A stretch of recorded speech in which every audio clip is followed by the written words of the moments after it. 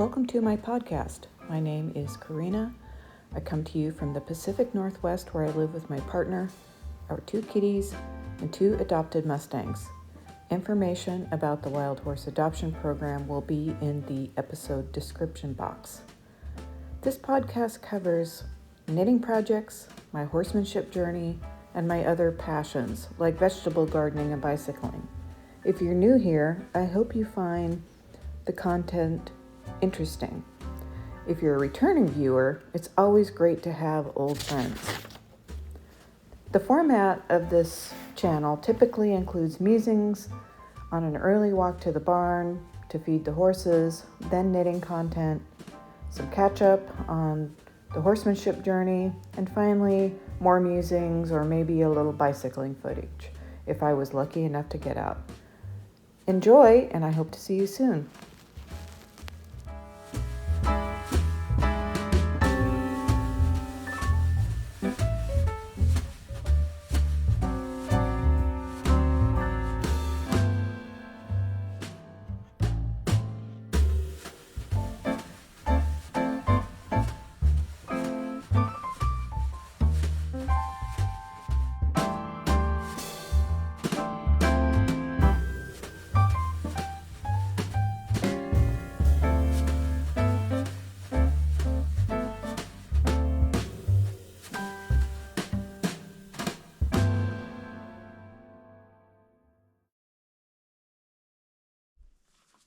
Good morning, friends. It is Friday, February 28th, 2025, the last day of February.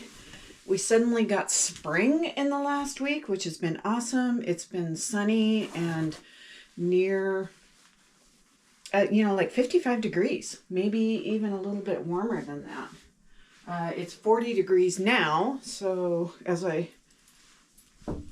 get myself ready to go out and feed the horses. So, hence all the layering.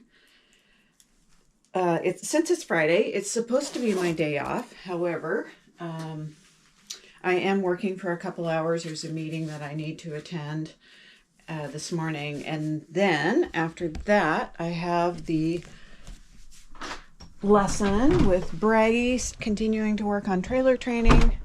So this feeding is a little bit out of the ordinary. Normally what I do is, I'm pointing you to the outside because it's such a pretty morning. Normally what I do is I put the boys in their separate pens to eat and let them chill out by themselves for a few hours. And in part, that's to teach Bragi some independence and also give Odin some peace. Because otherwise he basically has what is equivalent to a nagging or a pesky little brother all the time. And I think Odin kind of likes his solitude. And Bragi he relies heavily on someone else making decisions for him, which is either Odin most of the time, that's his default, or it's his human, which, that's great. However, his default is Odin, so I need to teach him how to make decisions on his own, and I've been trying to encourage that with the morning and evening feedings. We had quite a bit of rain, so the creek is up. You can see that. See that fantastic stump? Yeah, it's a little vigorous. I'll show you the pond on this side. There are often little trout, I think they're trout, cutthroat trout, I think is what I've heard, waiting by that culvert. So apparently they spawn upstream. I don't know where they spawn. This is a seasonal creek, so it dries out. All that to say, knitting wise, I don't have any finished objects for you. I have a couple, one that's close, one that I showed you that I cast on the second piece this time. Hey buddy, Here's O, waiting for his breakfast. There's Bragi, being a good boy.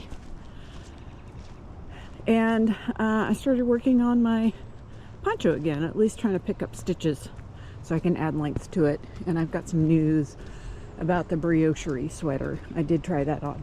So I'll go into detail about that later. I'm going to get to feeding. Okay, friends. Welcome to the knitting portion of my podcast. The first thing I am going to show you is the Woolen Women February box that I just received. It's been a couple days. So this was part of the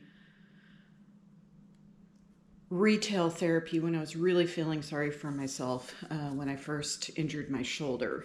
But let me show you. I can lift my arm that much. So like my thumb is almost eye level, and I can raise it, I can lower it without dropping. So that is a big deal. And I have to thank my physical therapist for guiding me in this process. I've had 2 physical therapy appointments for my shoulder.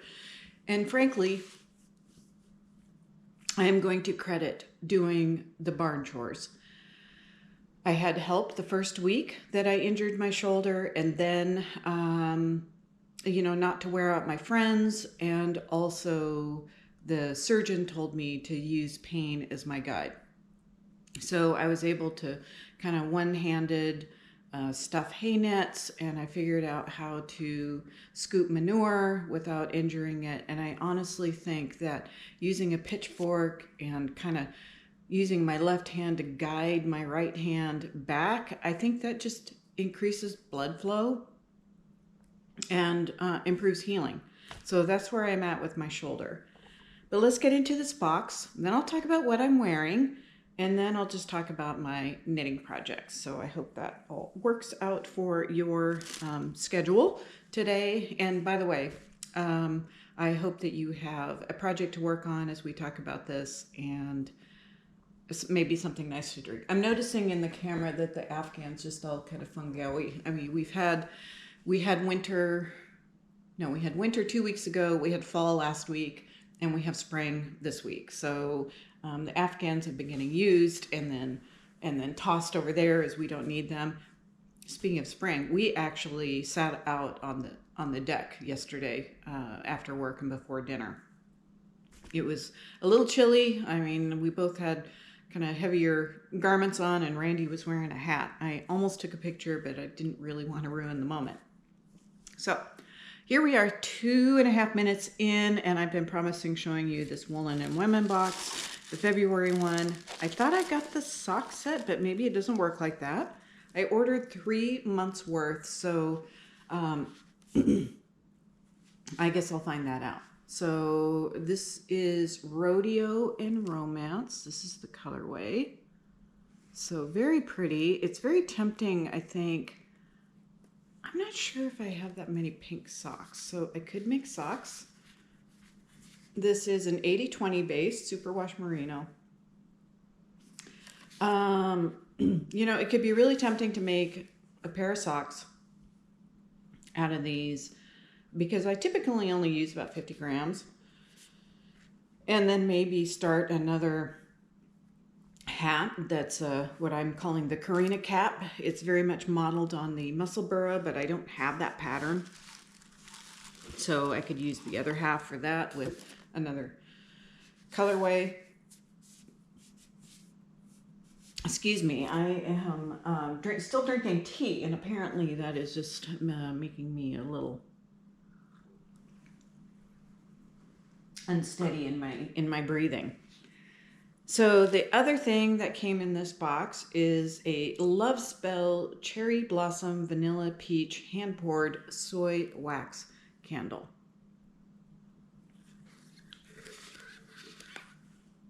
It smells very nice. I think I'm going to bring that into the dining room where I have my computer set up for work. It also comes with, it looks like a little, like where you could actually write a love note with some washi tape. I don't use that very much or ever, so I don't know. I might have to figure out how to do that. So, whoops, I'm showing it to myself. There you go. That's what it looks like, and there's the washi tape. And it came with a pen, which of course we can all use pens.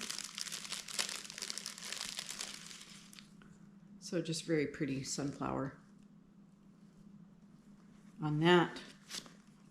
It came with a couple progress keepers, so a heart and a cowboy hat, and then the typical light bulb type progress keeper.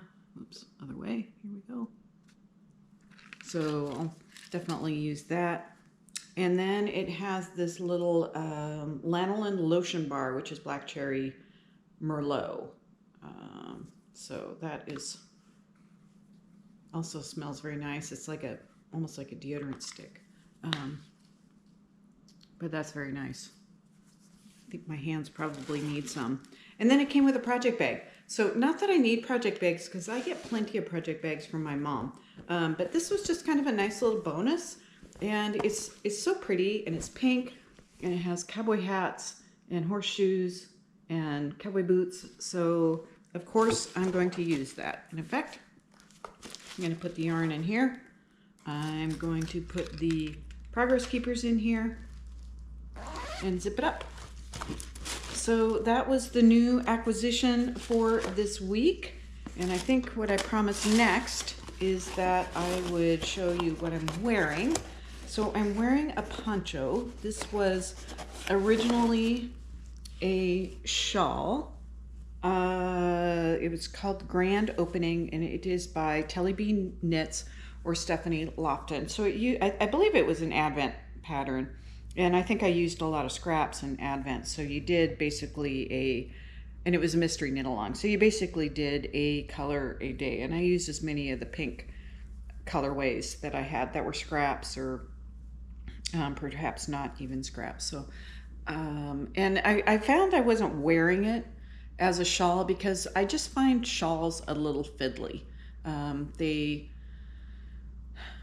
You wrap them around your neck and then they fall off. And so a poncho to me is just a lot more useful. I can continue to use my arms without it falling off.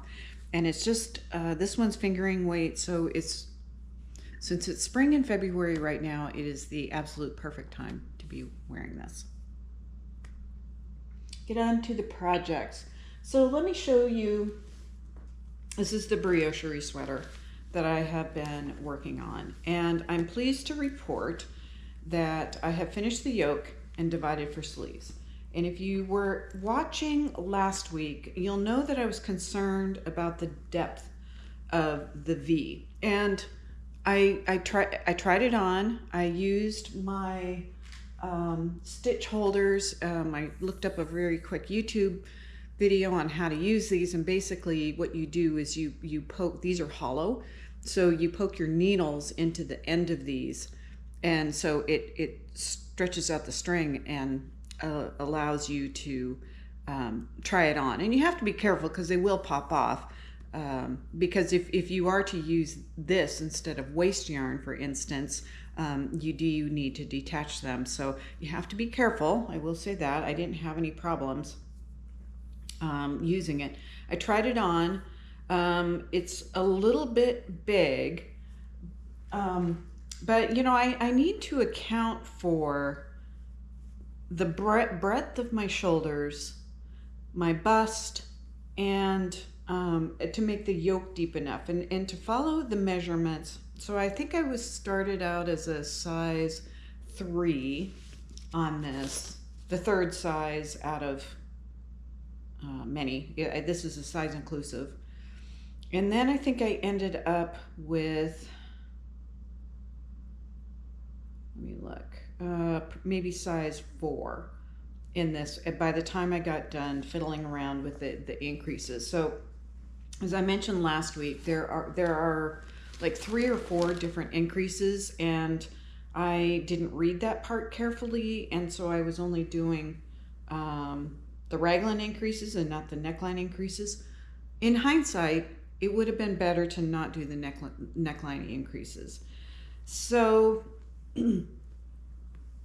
I love this sweater. It's very squishy. Like I said, it's a little big. I think what I might do, but it fits. So that's the thing, is that the yoke is long enough, and that's where I have trouble because of my bust size, is that sometimes when I make patterns that will fit my bust, they end up being ginormous. So I think what I might do is, after I'm done knitting it, I might put on some sort of neckline, finishing neckline, whether it's ribbing. I think there is a technique for brioche ribbing that I will have to find out, and I can decrease the size of this neck when I do that. I'm going to start, so where I'm at now is I divided for sleeves, and the next thing this pattern calls for is knitting like 1.5 inches down the body, and then you start the waist shaping. So once I start the waist shaping, I am going to start using the counts for probably the size 3 or maybe even the size 2, depending. Probably size 3, I'm thinking. I mean, I don't like things to be snug. I like them to be comfortable without being sloppy. So just showing you the progress that I've made. So this is top down. So it's pretty typical where, you know, I'm able to knit up, I would say, about 3 inches at this stage. It'll go faster now that the sleeves are on waist yarn, so I'm not, so that's about 100 stitches fewer than just the entire body. So I'm going to move the progress keeper as I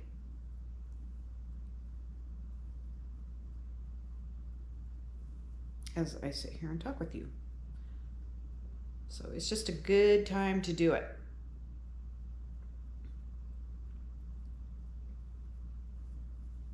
I think I know I've mentioned before, this progress keeper is a charm from a necklace my sister gave me years ago, and I wore out the chain. It was a very fine chain. I wore it for years, and then but I still love the charm, so it's like, well, that's a great progress keeper. The yarn is Cascade 220, so it's one solid color and one variegated color. So I'll keep you posted on that progress and then what I end up deciding to do with that. I wanted to bring in my old friend, the owl poncho, so I started working on that. I have quite a few. I'm trying to figure out how to say this. Quite a few meetings that don't need my full attention, and I just need some kind of back and forth yarn or knitting. So I put, so here's the poncho. Here is the owl motifs. So this is a poncho that I made from a poncho book that my sister gave me. It's an Icelandic poncho, and it has like more of a traditional diamond shape Icelandic motif. Well, I decided I wanted to do something different, and I borrowed these owls. Get the, whoops, wrong. See, it's all backwards. It's hard to see. So I put these owl motifs in, so super fun. And then just the bottom is striped. It only goes down to, so it's a little bit gathered at my neck, and I was having a hard time trying it on when I finished it. So I think this actually goes to my shoulder, so I still need quite a bit of length. So I bound off. I did an Icelandic bind off, and it's fairly easy to pick up. It's just tedious. So I've spent some short sessions over the last couple days just picking up, and I'm going to just do a garter kind of back and forth so it's more split. So this is the beginning. I'm using this as the beginning of row. So it's just going to be, you know, knit back and forth until it's the right length. So it's kind of, it'll be like completely enclosed around my shoulders, but then there'll be an opening in the front that I may choose to add buttons to. So I'll find out. Which reminds me, I understand that since Joanne Fabric is going out of business, that they have some great online sales. So I was going to look at buttons. this weekend to purchase. So this color, the light color and the brown color are from a local sheep, that's yarn from a local sheep farmer in their natural colorways, and the gray is a commercial yarn. It is this Patton's worsted. So that is that project back on the needles. Happy to have that going again. I want to show you my mittens project. So I did cast on. This is a bag that my mom makes me. This is why I do not need project bags. But you know, sometimes when you're feeling sorry for yourself and you need some retail therapy, that's what happens. So I cast on the cuff of the second mitten. There's just yarn all over the place. So this yarn was gifted. I'm finding that a funny verb. Was given to me in a care package by Carrie of MyWoolMitten, because she very kindly felt sorry for me when I first injured my shoulder and sent me a lovely care package. So I've just started the color work section, so there's not a lot. Whoops, I'm showing you the wrong side. I'm looking at the colors work section. Here you go. And this is the beginning of round. This was part of the an advent that I got, as are the stitch stoppers. So the yarn is all local to Carrie and some of her own sheep yarn. So, and this gray is just super soft, which is why I chose it for my wrist, because that's going to have the most contact with my, you know, the sensitive part of my skin. And then I'll show you the first mitten that I finished, the right hand mitten. So you can see it. I mean, it's spring now, so I'll save this for winter, I guess, unless we get another bout of winter, which is entirely possible. So this is what it looks like. Let me get my face out of the way. So, and this is the afterthought thumb.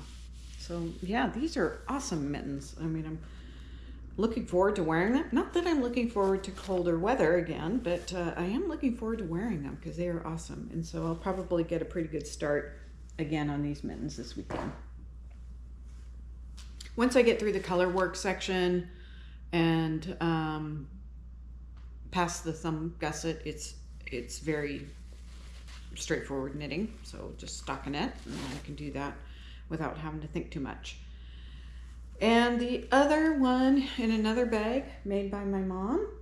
This one's lined with some orange fabric, is my Valenvent socks. So these are the Love Note socks by Kay Jones.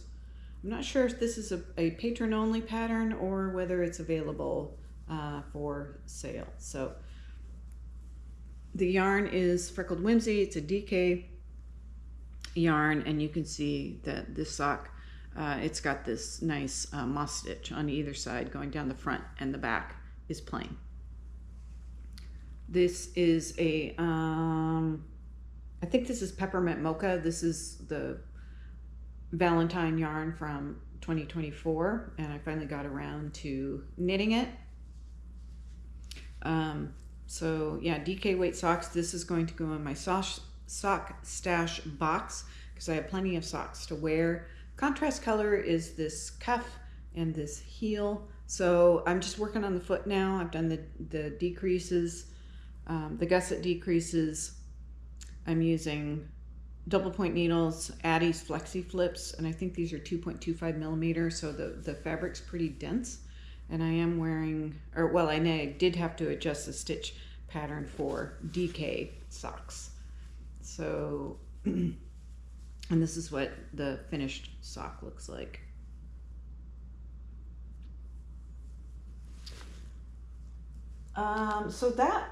Those are all my knitting projects. So I'm going to talk a little bit about horsemanship and a little bit about gardening now. So if you're here for the knitting, thanks for joining, and I'll see you soon.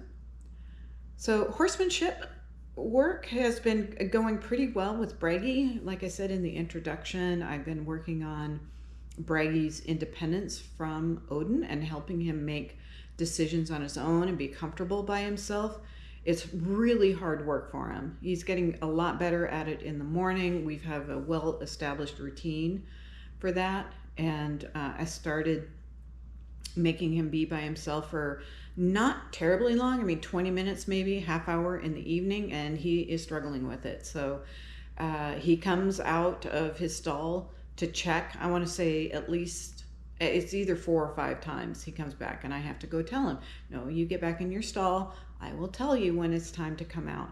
And then that's when I dump their free pile of hay, their free choice hay on the ground, and tell him it's okay to come out. And the way that I do that, I have what's called a stationary target in his stall, and I use a traffic cone for that. He's really good about touching it with his nose, and he gets a reward for that.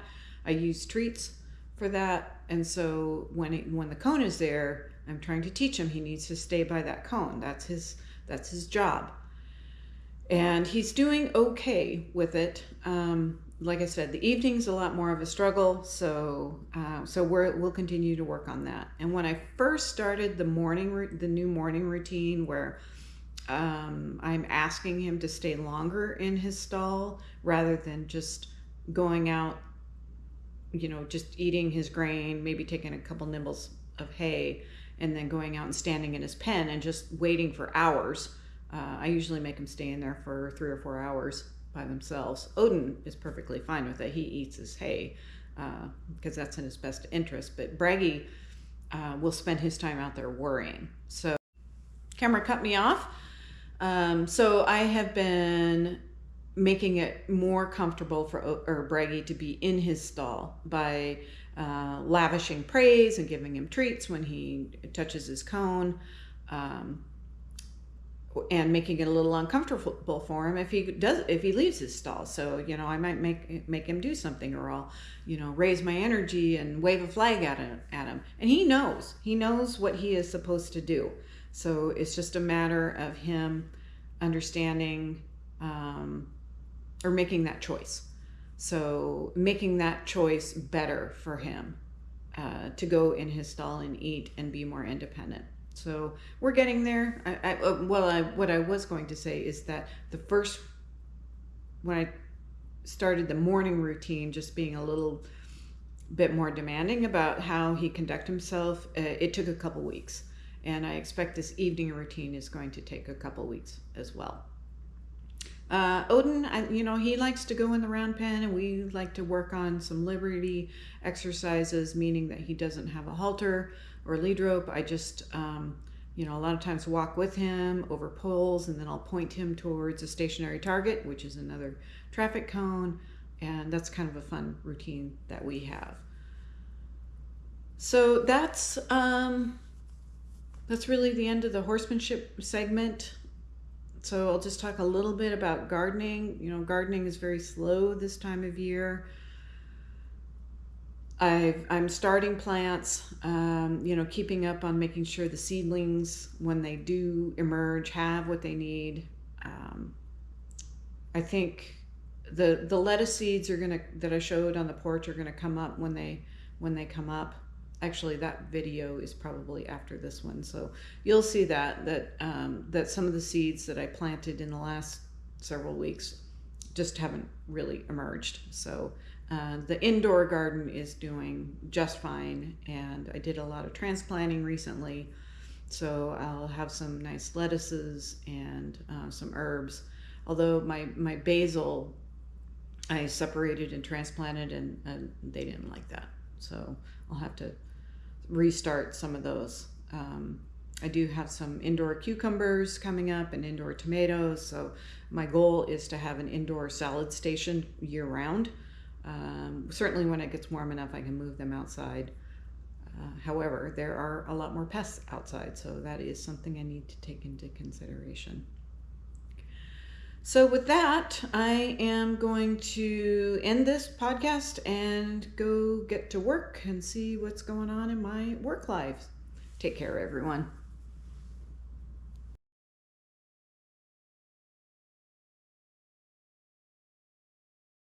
I'm going to give you a little update on the garden.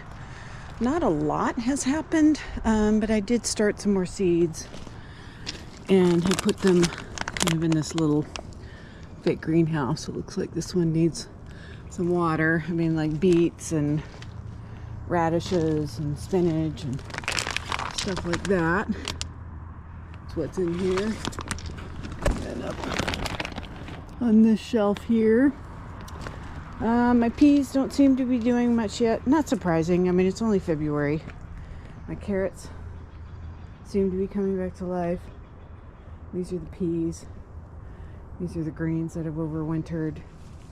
Overwintering greens. Here's garlic coming up. These peas have certainly not started anything.